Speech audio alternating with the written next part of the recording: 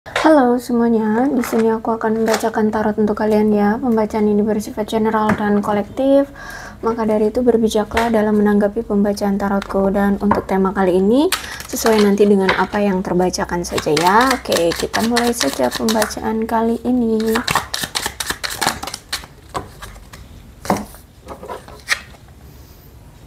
Oke. Ada seseorang yang ingin menjadi sosok yang lebih baik ya, ada seseorang yang ingin menjadi sosok yang lebih baik lagi ya, better person. Dia ingin jadi seseorang yang lebih baik karena menurut dia kamu itu paling mengerti dia. Jadi ada kemungkinan bisa jadi dia ingin menjadi sosok yang lebih baik itu karena kamu ya, karena ingin mungkin ingin mendapatkan kamu, ingin merasa setara dengan kamu, seimbang dengan kamu, menjadi sosok yang sama-sama baik gitu lah ya. Kamu mungkin di mata dia memang baik. Terus itu bisa jadi ya, di sini karena kamulah yang paling ngertiin dia, kamulah yang paling paham dia, kamulah yang paling deket lah ya dengan dia, sehingga aku melihat di sini kamu mampu merubah dia untuk jadi lebih baik, bisa biar lebih setara. Jadi gimana tuh? Jadi bisa jadi dia berubah karena kamu ya, berubah karena kamu memang orang yang baik ya dan paling ngerti dia, sehingga dia ingin menyetarakan dengan kamu. Seperti itu. Atau bisa jadi dia ingin menjadi sosok yang lebih baik ya, untuk bisa bersanding dengan kamu. Nah, sebenarnya ini konteksnya ya sama sih ya, sama. Karena kamu yang paling mengerti dia, sehingga di sini dia ingin menjadi orang yang lebih baik. Oke, ceritanya seperti apa? Kita cari ya. Sebenarnya ceritanya seperti apa? Biar nggak ngalur ngidul.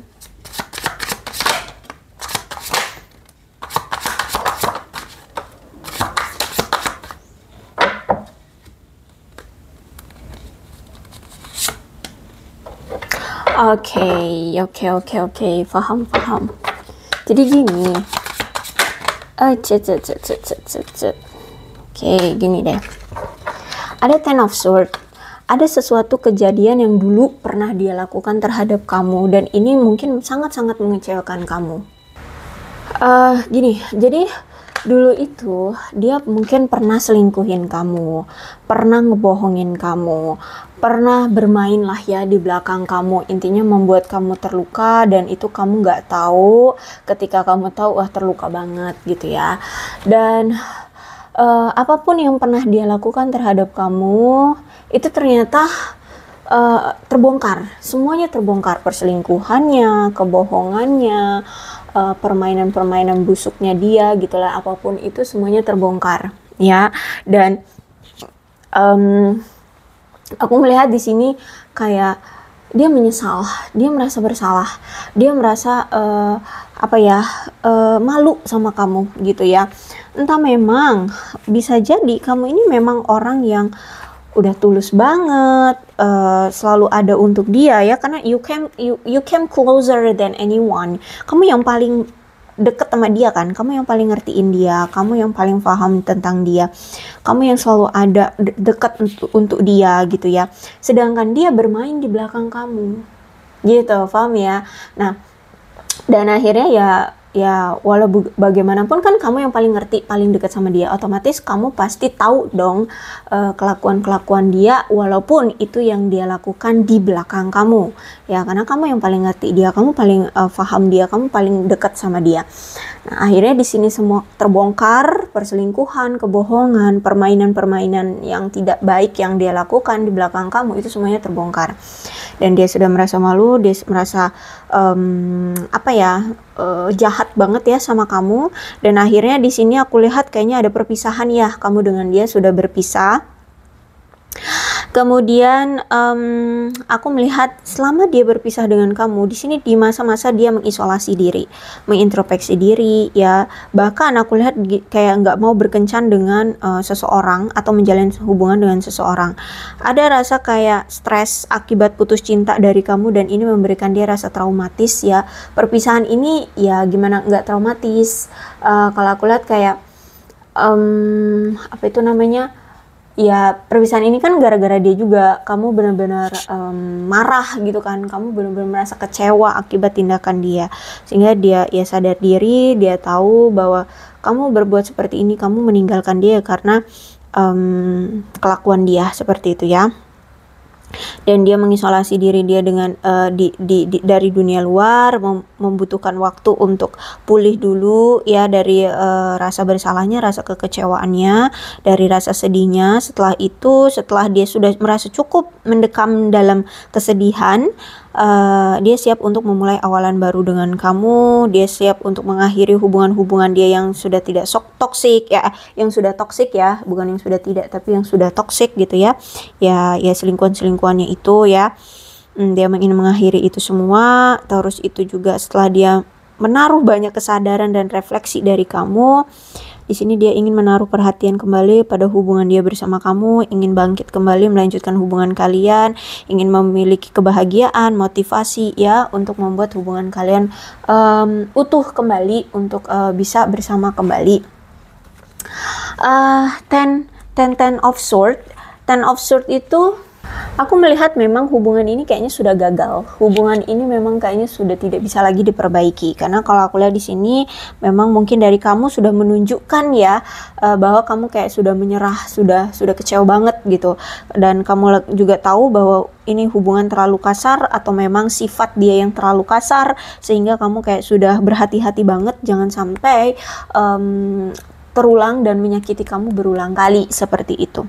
Atau mungkin memang sudah berulang kali sehingga kamu sudah cukup merasa kayak nggak bisa untuk merubah dia atau membuat dia sadar gitu ya. Kalau nggak dia sendiri yang sadar, akhirnya di sini kamu memilih untuk pergi, meninggalkan dia, kalian berpisah ya, karena menurutmu ini sudah menyakitkan, sangat-sangat sedih yang kamu apa yang dia timbulkan terhadap kamu benar-benar kecewa banget, kamu benar-benar menyerah lah ya, capek gitu.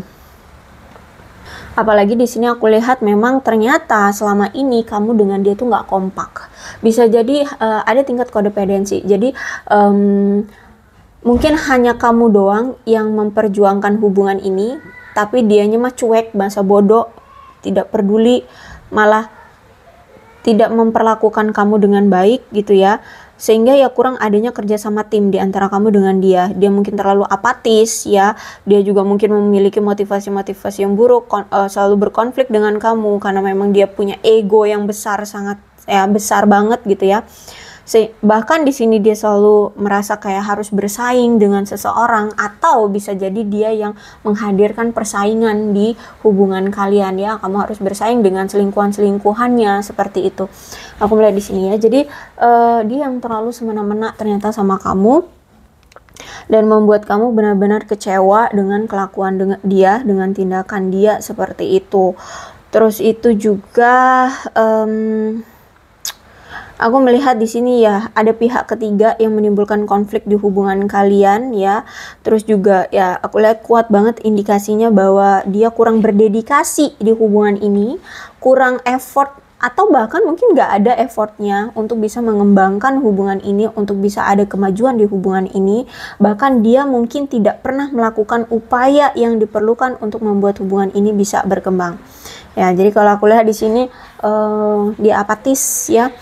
Dan kalau misalkan dia sudah apatis, bisa jadi juga kamu juga mungkin karena sudah lelah ya.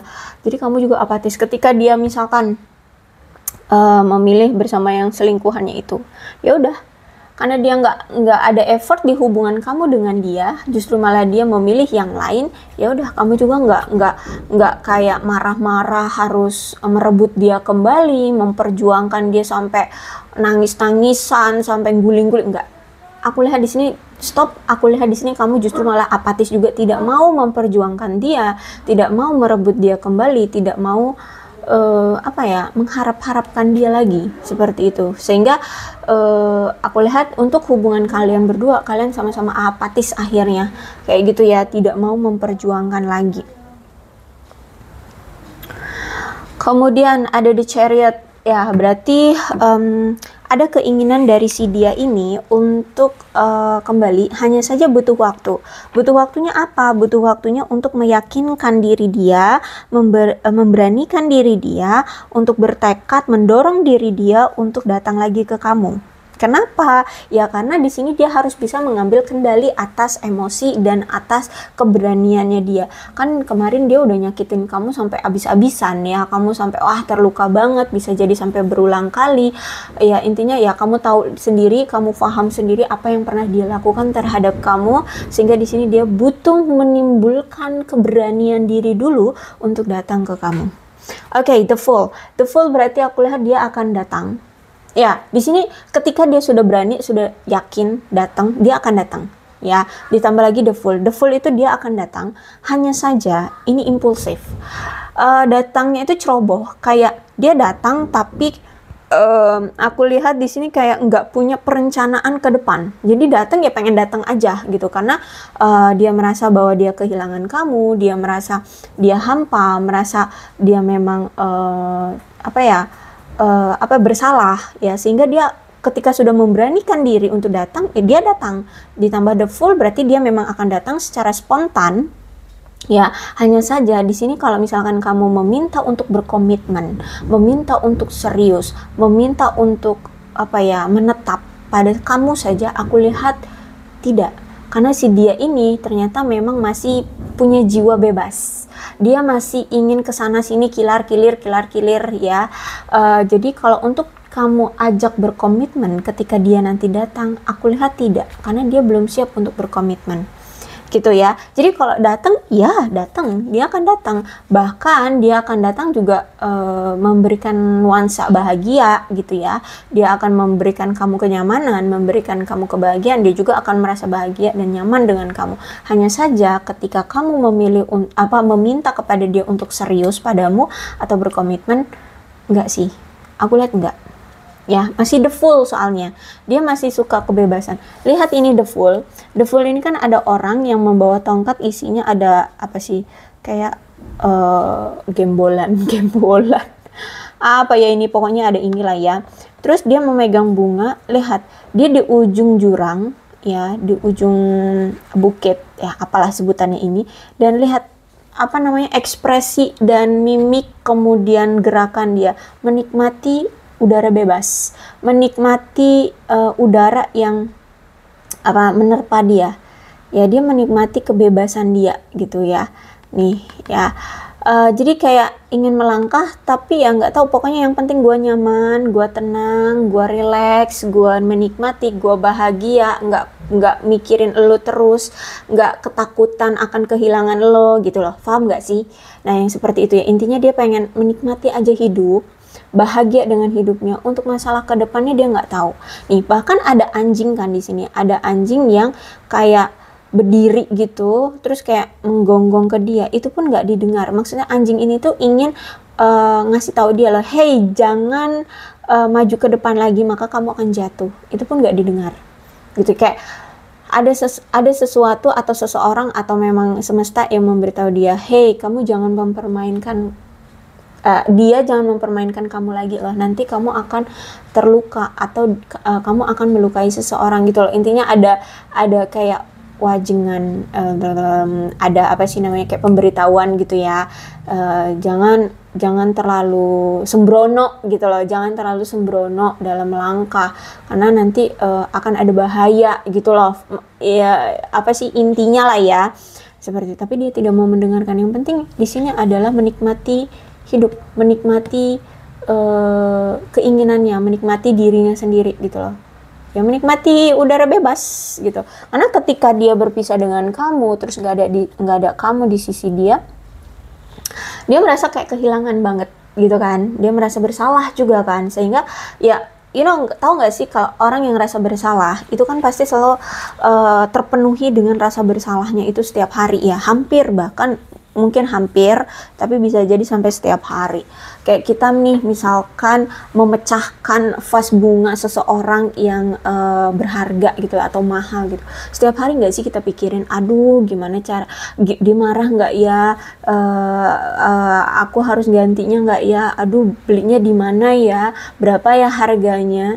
Seperti itu, pasti kepikiran kan tentang fase yang kita jatuhkan, seperti itu.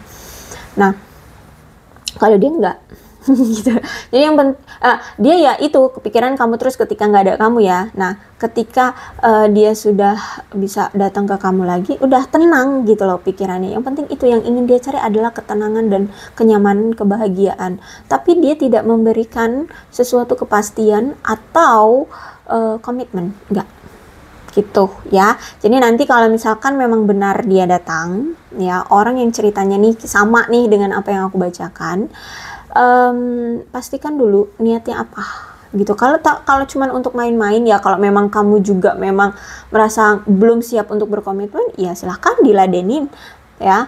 Tapi ya hati-hati, karena di situ ada anjing yang menggonggong gitu. Maksudnya itu ada suatu apa sih namanya, bukan wajengan loh, kayak pemberitahuan gitu lah ya. Hati-hati, kalau kamu melangkah lebih jauh, kamu akan tersakiti gitu loh.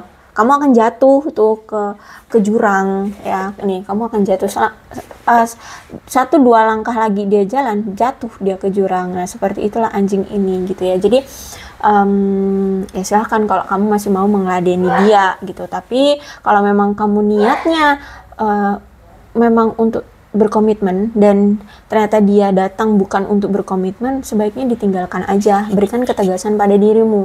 Tapi kalau kamu masih pengen ngeladenin, kamu juga sebenarnya pengen berkomitmen, kamu tahu dia belum mau komitmen tapi kamu masih ngeladenin, ya siap-siap aja gitu ya, terluka kembali. Seperti aku bukan mendoakan, hanya saja pembacanya seperti ini. Yang pasti adalah lihat dulu dia datang ini mau ngapain. Apakah hanya untuk memuaskan hasrat dia, memuaskan diri dia aja, atau bisa win-win di antara kamu dengan dia. Ya, win-winnya itu sama-sama mau komitmen, jadi nggak ada yang saling dirugikan. Perasaanmu tidak dipermainkan, dianya juga mampu mendapatkan kenyamanan dari kamu. Nah, gitu ya, win-win. Gitu. Kalau misalkan hanya sebelah pihak yang win, kamu yang terluka, lah buat apa? Ya kan? Gitu, berkorban demi sesuatu yang gitu ya, nggak perlu gitu ya. Oke. Karena kalau aku lihat juga kan nih, kamu terlukanya banget kemarin ya, terlukanya ancur-ancuran ya. Kalau udah ada sword itu tuh sakit banget ya. Kita bayangkan aja deh, kayak terluka dengan silet, dengan pisau ya, mungkin pas kena nggak terlalu berasa, tapi setelah sudah terluka kan berasa banget, apalagi kalau udah kena air ya kan, lukanya itu. Belum lagi kalau misalkan kita misalkan meres jeruk, nah kena luka kita dengan perasan jeruk, kan perih banget. Nah ya aku lah, jadi lukamu sebegitu perihnya karena ini sword ya. Pakai silet, pakai pisau aja sakit banget, apalagi pakai pedang yang panjang ya kan, seperti itu. Tapi ya aku serahkan sih pada kalian maunya gimana. Kalau misalkan mau lanjut ya silahkan, tidak memaksa ya, tidak memaksa. Oke, kemudian ada judgment tuh, ada penyesalan memang ya, ada penyesalan. Hanya saja di sini kayak dia masih ketika dia datang itu kayak masih menunda untuk memilih hubungan ke kamu. Ya, dia kan begini, dia masih juga memiliki keraguan atas dirinya. Bisa jadi dia ini masih mendengarkan omongan-omongan di luar sana, omongan-omongan orang lain. Entah ini memang rumornya, kamu beginilah, kamu begitu, atau bisa jadi rumor yang lain. Intinya desas-desus yang akhirnya membuat dia masih ragu untuk melangkah ke komitmen. Bisa jadi kalau misalkan bukan orang-orang ngomongin kamu yang jelek-jelek, bisa jadi gini, misalkan pernikahan itu nggak enak tahu, nanti kita harus begini, kita harus begitu, kita harus begini, kita yang harus bertanggung jawab, bla bla bla, pasangan kita mah enak-enakan, kita yang harus pontang-panting, bla. Bisa jadi seperti itu. Kalau misalkan ini ada desas-desus tentang kamu, misalkan kamu digosipin ternyata kamu itu mau enaknya doang nih, orang cuman mau duitnya doang, mau ininya, mau itunya, nanti kamu justru malah sengsara. Itu bisa jadi, atau apapun deh. Intinya di sini dia masih suka mendengarkan desas-desus atau isu-isu atau gosip-gosip dari luar. Itu yang mungkin selama ini masih tetap bertahan di hubungan kalian. Dia masih selalu gampang terpengaruh gitu loh oleh omongan-omongan orang. yang tidak menyenangkan. Bahkan di sini kayak dia itu kayak apa ya? Untuk mencari bukti apakah desas-desus itu benar atau enggak tuh juga lambat, sehingga kadung dia sudah terpengaruh pikirannya dengan desas-desus itu, tapi buktinya itu lama gitu loh dia menemukan yang ya. Makanya nih ketika kamu sudah pergi baru sadar. Nah sama, kalau menurut aku nih memang orang yang lamban gitu ya, orang yang lamban, nggak sat paham nggak sih orang yang nggak sat itu ya, kalau apa-apa tuh pelan lambat gitu. Apa ya kalau kata bapakku ya bapakku tuh sering ngomong kelemar kayak gitu, tau kan kelemar ya, kalau bahasa Jawa, orang Jawa tuh ngerti lah kelemar. Terus apa ya, apalagi ya bahasa Jawanya tuh ya, bapakku sering ngomong tapi aku lupa gitu. Jadi kalau aku lihat memang orangnya lamban ya. Terus itu juga aku lihat di sini memang bisa jadi kamu. Mungkin nanti ketika dia datang, salah satu di antara kalian atau dari kedua belah pihak nih ada yang masih tidak mau mengambil pembelajaran dari masa lalu. Bisa jadi kamu udah tahu kamu tersakiti sama dia selama ini tuh udah ancur-ancuran deh, sakit banget. Dan mungkin karena misalkan dia perselingkuhan ya, dia selalu selingkuh, kamu maafin selingkuh lagi gitu ya. Akhirnya nanti ketika dia datang ternyata kamu masih maafin, padahal kamu udah tahu bahwa si dia ini tukang selingkuh gitu loh, berulang kali, tapi kamu tetap maafin. Bisa jadi dari itu ya. Jadi kamu dan dia bisa jadi kedua belah pihak ini sama-sama tidak belajar dari masa lalu gitu. Makanya aku bilang tadi ketika dia datang, pastikan dulu nih niatnya mau apa gitu ya, agar kamu tidak jatuh ke lubang yang sama gitu. Karena di sini masih ada indikasi ada seseorang atau dari kedua belah pihak yang tidak belajar dari masa lalu. Terus juga aku lihat di sini kalian kalau memang ingin tetap bersama, cobalah untuk lebih dekat ya, lebih intim. Karena mungkin kemarin itu bisa jadi mungkin karena ada yang LDR ya, jadi nggak bisa terlalu dekat ya. Atau kalau nggak LDR ya mungkin memang punya kesibukan masing-masing sehingga tidak punya quality time, sehingga kurang dekat kayak gitu ya. Aku lihat di sini. Dan aku melihat di sini sebenarnya dia ini pengen loh untuk menghubungi kamu ya. Dia tuh pengen banget menghubungi kamu, tapi dia masih menahan diri dia untuk tidak menghubungi kamu dulu. Entah apa ya, mungkin memang masih ada yang perlu dia persiapkan ya. Mungkin di Chariot ini ya, mau yakinkan diri dia, mental dia, atau bisa jadi ya hambatan-hambatan lain. Mungkin dia masih suka ngedengerin gosip-gosip dari orang-orang, jadi mau ngehubungin kamu itu masih tertahan kayak gitu ya. Ya, jadi seperti itu. Bisa jadi ya mungkin karena dia masih mendengar isu-isu dari orang lain atau pihak ketiga gitu ya. Seperti itu. Jadi inilah orang yang ingin menjadi sosok yang lebih baik, karena memang kamulah orang yang paling mengerti dia, orang yang paling dekat dengan dia. Seperti itu ya kalau aku lihat. Oke. Kita lihat deh ke depannya seperti apa.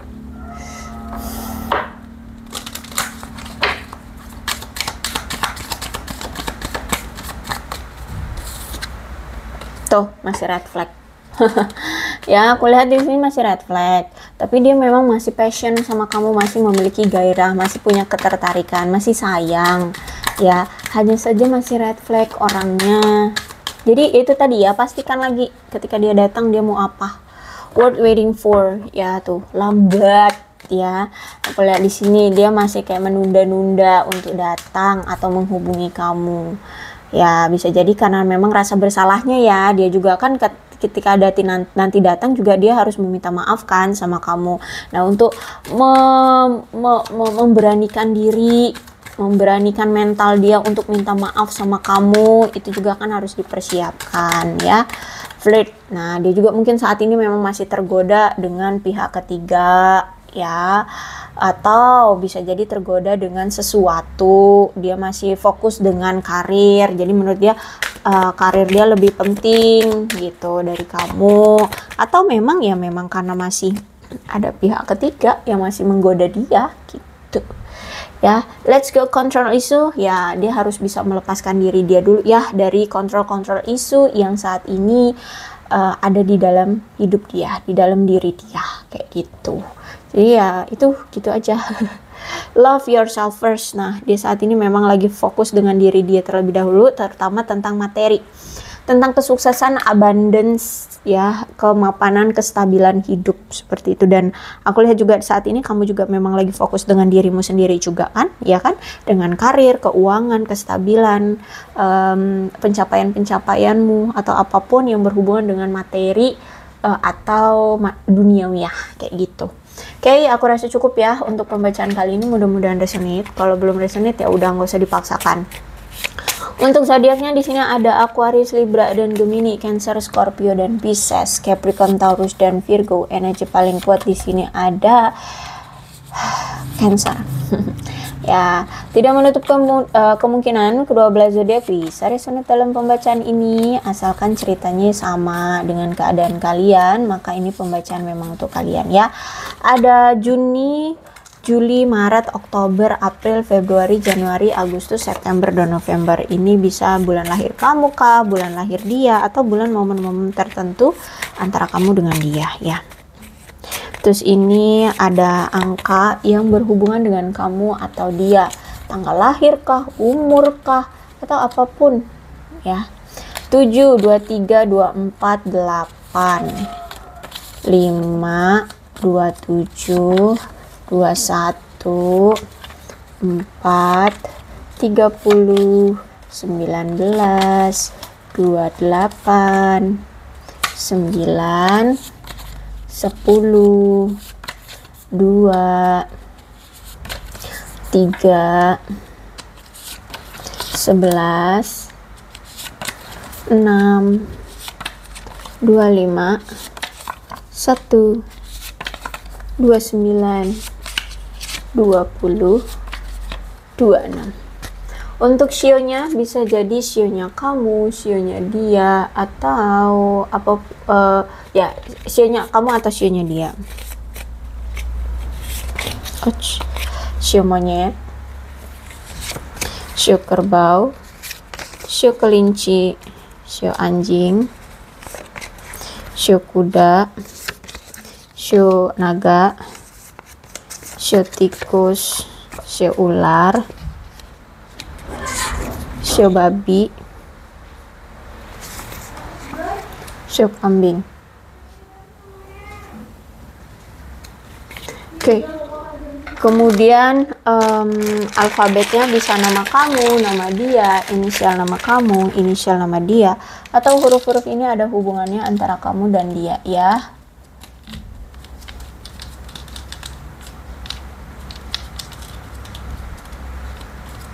G, D, I, N, R, E, M, V, F, Y, K, L, Q, B, P, Z, O, X, A, J, C, dan S. Oke, aku rasa cukup. Berbijaklah dalam menanggapi pembacaan tarotku. Aku akhiri. Salam sehat untuk kalian semua dan bye-bye.